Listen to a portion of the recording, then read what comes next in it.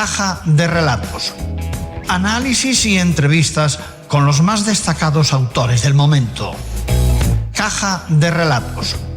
Novelas, libros, cuentos y los mejores relatos en Cadena Universal Radio. Pequeños detalles que con toda seguridad te harán comprender la mejor literatura. Caja de relatos, dirección y producción de Marcial González. Señoras y señores, una vez más estamos con todos ustedes con Caja de Relatos. Hoy de nuestra Caja de Relatos vamos a extraer la novela Guarda Silencio, escrita por Lorena González. Lorena González nació en Barcelona en 1984. Es licenciada en Filología Hispánica por la Universidad Complutense de Madrid, donde también realizó el posgrado en periodismo. Empezó de prácticas en la cadena COPE, donde estuvo 5 años en la sección de deportes. Luego pasó a formar parte de Onda Cero, así como de otros medios de comunicación. Desde el año 2013 colabora con el programa de Radio Televisión Española Estudio Estadio como reportera. En este año del 2024, Lorena González nos presenta su primera novela, una novela valiente que se adentra en temas tabú como la homosexualidad, en el fútbol, la salud mental o el suicidio. Y todo ello a través de una emocionante historia de amor. Pero para conocer más detalles de esta primera novela de Lorena González, titulada Guarda Silencio, nuestro compañero Alberto López la ha entrevistado por teléfono desde su estudio móvil. Así se desarrolló dicha entrevista. Caja de relatos, la mejor literatura. Y entrevistas con los más destacados autores del momento. Hoy en Caja de Relatos nos acompaña Lorena González para hablar de su primera novela, Guarda Silencio, una obra que trata sobre el amor homosexual, el fútbol y otras muchas causas que vamos a tratar con la autora. Lorena González, buenos días y muchas gracias por estar con nosotros en Cadena Universal Radio. ¿Qué tal? Buenos días. Nada, un placer que me llaméis y que os intereséis por Guarda Silencio, que hay un montón de temas, como tú dices, no solo la homosexualidad en el fútbol, sino un montón de cuestiones bastante tabúes que se dan en el fútbol y en la sociedad. Bueno, en primer lugar, la pregunta es obligada. ¿Con este libro quieres reivindicar algo o declarar algo que hasta la fecha no se haya podido manifestar de otra manera en la literatura? Bueno, sobre todo lo que intento es conmover a quien lo lea, que le dé una vuelta, ¿no? Que piense antes de prejuzgar y de juzgar a los demás, que cada uno está viviendo su propia batalla, que no siempre es oro lo que reluce y más en futbolistas o en deportistas de élite, ¿no? Que nos creemos que todo es muy fácil y muy maravilloso porque ganan muchísimo dinero, pero hay muchas sombras, mucha soledad, muchos miedos y bueno, pretendía esto, que todos supiéramos, fuésemos un poquito más empáticos con el otro y sobre todo dejar el mensaje de que cuando uno habla, cuando uno puede contar, cuando uno puede ser libre, realmente ahí puede sanar y ser algo un poco más feliz. ¿Cómo ve el germen esta novela? ¿Cuál es el origen de la misma y qué te impulsa a escribir tu primera novela? Lo que te contaba, ¿no? Después de muchos años teniendo charlas con futbolistas, exfutbolistas también, que me parece un apartado bastante importante porque ya empiezan a ver la vida de otra manera. Cuando no están tan expuestos se atreven a hablar de ciertos temas con un poco más de libertad. Y bueno, después de esas charlas, que muchas pues se han publicado y otras pues off the record se han quedado para mí, ¿no? Y pensaba que era novelado, ligando a la ficción, pero poniendo en situación esas vidas que no se cuentan y bueno, pues ahí están plasmadas en un libro. Vamos a hablar un poquito de los personajes y si en algún momento crees que hacemos spoiler y podemos distraer la atención de un lector, pues evidentemente, como hacen casi todos, nos puedes cortar o dar una larga cambiada, como también se prodiga mucho. Hablamos en primer lugar, como decíamos, de los protagonistas, Gabriel Baroli y Álvaro de la Cruz. Uno es el primero futbolista argentino que viene a jugar a Europa, a dar el salto tan, digamos, objetivo que es siempre para cualquier futbolista de esa tierra intentar triunfar en Europa. Y por el otro tenemos ya a Álvaro de la Cruz, que es un futbolista normal del fútbol español y que tiene sus características que la novela describe. En cualquier caso, ¿estos dos futbolistas tienen su alter ego en la realidad o son puramente ficticios? No, o sea, Gabriel Baroli es, como tú dices, un futbolista argentino que da el salto a Europa siendo muy jovencito, a un gran club que podría ser Real Madrid, Barcelona o Atlético de Madrid. Quería posicionarlos en un club de alto nivel porque es cierto que algunos futbolistas han declarado su homosexualidad públicamente, pero siempre cuando pertenecen a clubes que no están en ese escalón o cuando ya se retiran, no están a punto de retirarse, ¿no? Cuando no tienen esa exposición, sobre todo.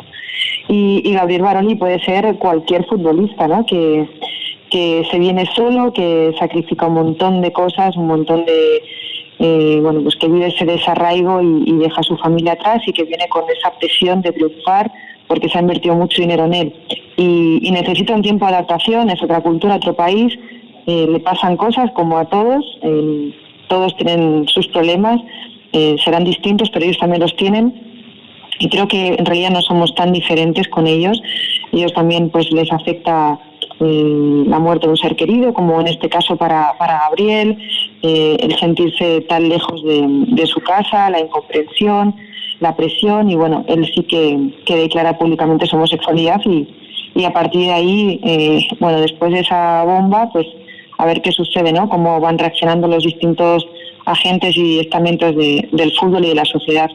Y por otro lado está Álvaro de la Cruz, que es un futbolista español, capitán de ese gran club al que llega destinado Gabriel, y capitán también de la selección española, un líder, un tipo muy muy famoso, muy popular, que trasciende el fútbol y que empieza a tener un vínculo más cercano con Gabriel y también tendrá sus consecuencias. La novela arranca con una carta, en este caso del padre de Álvaro, y luego Perdón, que me he equivocado del personaje. Arranca con un suicidio, la primera página es un suicidio, no se dice de quién, pero en una redacción deportiva, llega la noticia de que un futbolista se ha suicidado, ¿no? Porque es una novela también que gira muchísimo en torno a la salud mental, a todos esos pasajes oscuros, depresivos y de presión a los que están sometidos muchos futbolistas. Hablábamos de la carta. Esa carta tendrá una especial importancia, sobre todo al final de la novela, pero no queremos meternos también en ello. Vamos a tratar aspectos secundarios que no deben de pasar desapercibidos, al menos en esta tertulia que estamos manteniendo. Tratas también el tema del fútbol argentino. ¿Por qué te quisiste detener en este país y por qué quisiste darle visibilidad al fútbol que se juega allende los mares? Sí, estoy segura que Argentina y Uruguay son dos espacios súper importantes y simbólicos de la novela. Argentina es el país de procedencia de Gabriel y creo que son muchos futbolistas también argentinos los que llegan a España, a Europa. Hay una relación muy muy estrecha con ese país, también la mía personal, que llevo muchos años viajando de forma regular a Argentina, conozco bastante la idiosincrasia de ese país, cómo ellos, los futbolistas en este caso, tienen también otros intereses. Me servía el personaje de Gabriel también para romper un poco con el estereotipo de futbolista que no se interesa por nada que no sea un balón de fútbol y que esa imagen frívola que a veces tenemos de ellos. Gabriel es una persona con muchas inquietudes culturales. Argentina, además, por su forma de vida, por la política que les toca, creo que viven en esa constante crisis y capacidad de supervivencia, y que todavía maman mucho la calle, ¿no? El fútbol de la calle es distinto, arrabalero, y bueno, pues a ver cómo se adaptaba también a España, como eso tan genuino, bueno, pues al final se tiene que amoldar a lo que aquí está tan establecido y que es tan diferente, ¿no? Y Uruguay también es otro espacio importante, como digo, porque es como el lugar de calma, como también ese país y los uruguayos, donde puede ser libre y donde encuentra esa paz, Gabriel, ¿no? También voy a aprovechar y voy a citar una palabra que utilizan mucho en el fútbol argentino y en el fútbol uruguayo también, obviamente, para describir una serie de cosas que comentas en la novela. Hablamos de los manejos que se hacen en los clubes, como dicen ellos, y que muchas veces salen a la luz o salen a la prensa pues de una manera completamente distorsionada, como es lógico, y muchísimas veces interesada. En este caso, esos manejos que describes, esos, vamos a decirlo en castellano, chanchullos, ¿los has podido percibir de alguna manera o también son puramente ficticios? ¿En el fútbol argentino te refieres? Sí, y en el fútbol español, ¿eh? Sí, además cuando se dan ese tipo de traspasos, ¿no? Que, bueno, pues en otra moneda, en otras condiciones, con las inflaciones que tiene también la economía argentina, lo que supone también que haya un trasvase, un fichaje a Europa. Sí, el dinero que se pierde por el camino, la cantidad de agentes que aparecen. Yo lo he vivido, bueno, por ejemplo, no sé si os acordáis, pero el traspaso de Lautaro Martínez, que ahora está en el Inter de Milán, bueno, tenía un precontrato con el Atlético de Madrid, pero lo habían firmado una serie de agentes, y resulta que también tenía otros que tuvieron la última potestad de firmar con el Inter de Milán, ¿no? Porque había más dinero de comisión para ellos. Bueno, al final el futbolista, que tenía muchísimas ganas de ir al Atlético de Madrid, pues terminó en el Inter de Milán, por una cuestión de, bueno, pues no de chanchullos, pero sí de cosas raras que suceden, ¿no? Ángel Correa del Atlético de Madrid también tuvo problemas con sus agentes, los primeros que tuvo, los que le llevaron de Rosario siendo un niño hasta Buenos Aires, hasta la cantera de San Lorenzo, y bueno, que también había cuestiones bastante turbias también en ese fichaje y en esos agentes que por suerte luego se pudo sacar de encima. Hay muchísimas, o sea, sucede en muchísimas ocasiones cuando hay tanto dinero de por medio y que el dólar allí, pues hay un cepo, no se puede manejar y hay que buscarle la cara B, ¿no? La trampa para poder llevarlo a cabo. Otro de los lugares que tratas en la novela es, obviamente en el fútbol también, es Alemania. ¿Por qué esta cita, este homenaje al fútbol alemán? ¿Qué has visto en la Bundesliga y en todo lo que rodea ahora el fútbol alemán, que está bastante incipiente, para tratarlo en la novela y de alguna manera homenajearlo, también hay que decirlo así? Sí, bueno, creo que hay clubes que están muy implicados en cuestiones sociales. Creo que en algunas facetas van bastante más adelantados que nosotros, ya no solo en la organización de lo que es la Bundesliga y donde el fútbol realmente se organiza para el espectador, para el aficionado, no como aquí, o sea, allí pues sigue siendo pues entradas que estén al precio, o sea, un precio que estén al alcance de cualquiera. Se piensa mucho más en el aficionado para crear pues tradición y afición, y luego que ellos se han comprometido, ya no solo los clubes, sino a nivel de selección, en ese tipo de causas para la lucha contra la homofobia en el fútbol, contra el racismo, y por eso quería que estuviesen plasmarlos en la novela, ¿no? Que estuvieran presentes. Y Berlín, que me parece que es una ciudad muy abierta, pues también es algo simbólico para Gabriel en este caso. También habla, y además de una manera muy importante, hablas en la novela de las relaciones humanas que se dan en los vestuarios del fútbol. Ya más allá de la historia de la homosexualidad, sí que tratas ciertas digamos, cómo se comportan los futbolistas y de alguna manera, por lo menos yo lo he percibido así, quieres como humanizarlos, no intentar descolgarles de esa divinidad, de esa aureola que sobre todo a las figuras, o a las figuras que todo el mundo más o menos pueda conocer, les atañe. Sin embargo, también quieres describir que esas mismas figuras tienen una parte humana, por no decir de los futbolistas modestos, que esos ya obviamente están al cabo de la calle. ¿No es así? Exactamente. Antes, cuando me preguntabas qué pretendía, bueno, pues esa es una de las partes fundamentales, ¿no?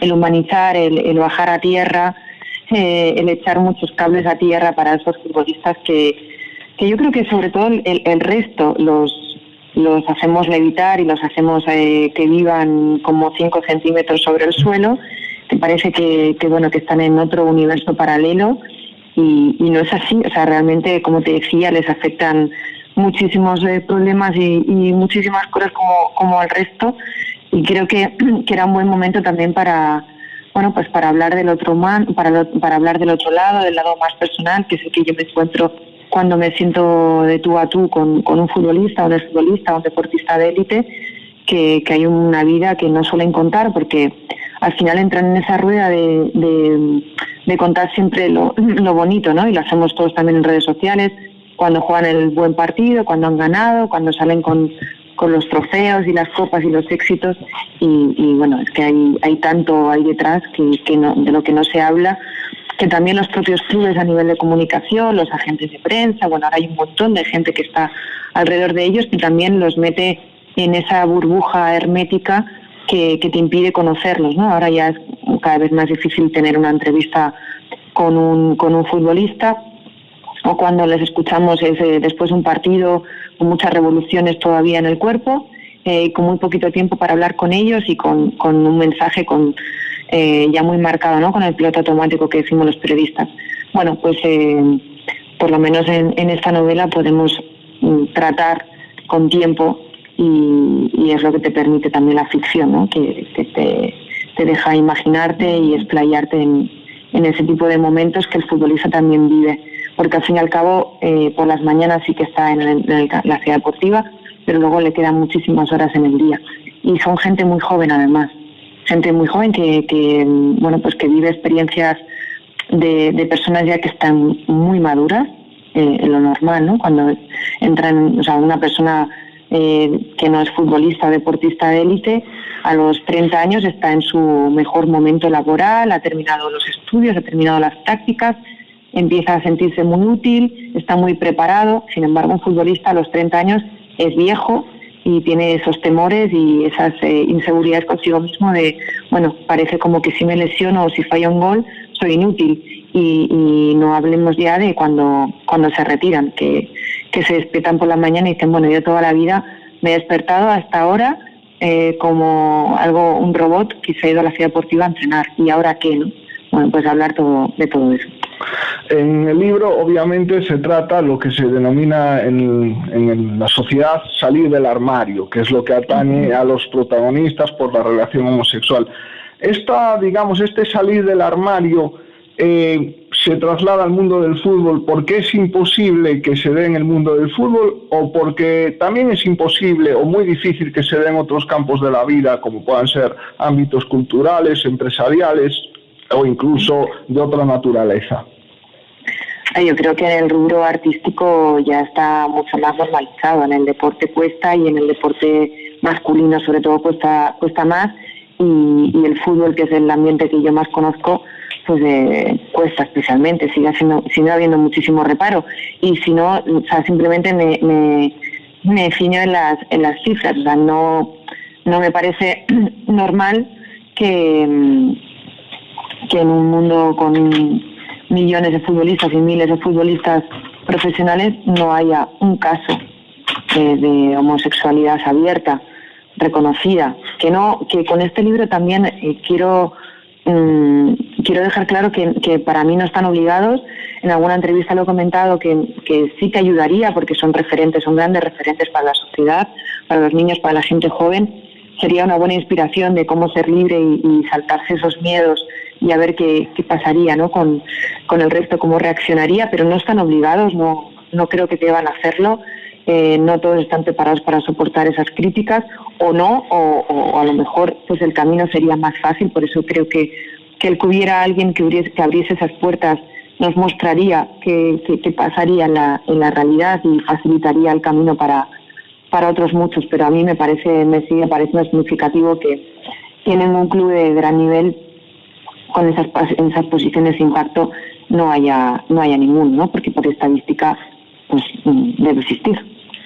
Otro de los aspectos que particularmente nos ha gustado más es el tema de la relación padres e hijos. En este caso, aunque sea por una circunstancia dramática, cobra también su importancia en el íter de la novela. Con ello, ¿también quieres reivindicar algún tema en especial en las relaciones de familia, o es también simplemente un aspecto secundario que has tenido que poner en la novela para llevarla a cabo? No, porque yo creo que para todos, si realmente quieren conocer los frutos, no hay que ir al árbol, y creo que somos lo que hemos vivido, lo que nos han educado, lo que han educado también a nuestros padres, lo que han vivido ellos, es lo que mamamos, y luego somos y hacemos bastante parecido a ellos, ¿no? Y los lastres que no nos hemos quitado, o las influencias, o lo que ellos no han podido conseguir, bueno, pues nosotros lo acabamos heredando. Y en este caso, para conocer a Gabriel, pues hay que saber que vivió con su madre, qué infancia ha tenido, y la relación con el padre, que me parece fundamental, ¿no? Un padre que ha sufrido el abandono y ha tenido que convivir con ello, que es un hombre, el padre es un hombre que ha vivido en adicciones, que ha vivido en la calle. Y bueno, pues también hay una parte de perdón, de volver a tener a reconciliarte con tu padre, a reconciliarte con tu raíz, al fin y al cabo. Y bueno, hasta aquí puedo leer. Pues sí, es súper importante, y también por parte de Álvaro también, con quién se ha criado, ¿no? De dónde viene, cuál es su pueblo, qué educación ha recibido, qué ideología política había en esa casa.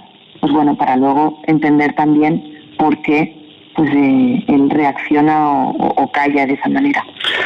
Pues Lorena González, muchas gracias por tu primera novela, que creo que no será la última, Guarda Silencio, que la novela además no guarda silencio de absolutamente nada de lo que hemos comentado, y muchísima suerte con la promoción de la misma. Repetimos, es una novela de Plaza y Janés, que ya está en las librerías, Guarda Silencio, de Lorena González. Muchísimas gracias y muchísima suerte. Muchísimas gracias, ha sido un placer, y bueno, si os animáis efectivamente a ver qué consecuencias tiene guardar silencio, que todos lo hacemos en algún momento, y lo pueden encontrar en cualquier librería, bueno, ya en la Casa del Libro, FNAC, Corte Inglés, Amazon, y en las grandes plataformas también lo pueden encontrar, y en el extranjero también en una versión digital. Y una cosa importante, que no se nos pase, no solo está prevista esta novela o está especialmente pensada para los amantes del fútbol, sino que aquellos que no les gusta, a lo largo de la misma pueden descubrir los valores que se describen y que sin embargo, y que por supuesto atañen a todo el mundo, ¿no? Tal cual, no es una novela que tengamos que bueno, pues etiquetar en literatura de deportes, ni LGTBI, nada que ver. O sea, lo puede leer cualquier persona con cualquier interés que simplemente esté dispuesta a abrirse y a emocionarse. Pues muchísimas gracias y muchísima suerte, como repetíamos antes. Gracias.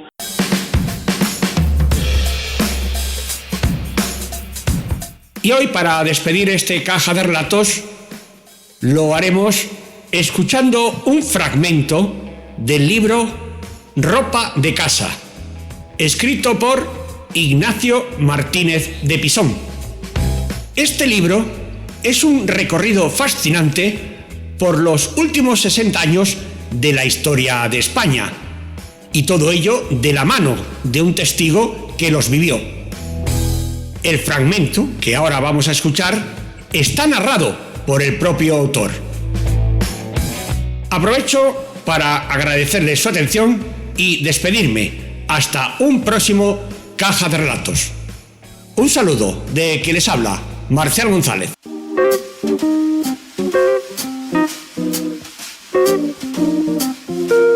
principios de 2019 viajé a Segovia para consultar en el archivo militar la hoja de servicios de mi padre. Nacido en 1923, José María Martínez de Pisón Gaztelu se libró por edad de hacer la guerra y tuvo que esperar a la reapertura de las academias militares para dar curso a una vocación que podía deberse en parte a la tradición familiar y en parte al entonces irresistible prestigio de la milicia. Mi padre fue un militar vocacional y tardío en una época llena de militares prematuros y a la fuerza. Fue también un militar de academia en una España de militares de ocasión, rebosantes de méritos de guerra. La suya debía de ser una vocación arraigada y sincera, dado que podía augurársele cualquier cosa menos una carrera meteórica. En 1947 alcanzó el empleo de teniente del arma de artillería, en 1951 el de capitán y en 1962 el de comandante.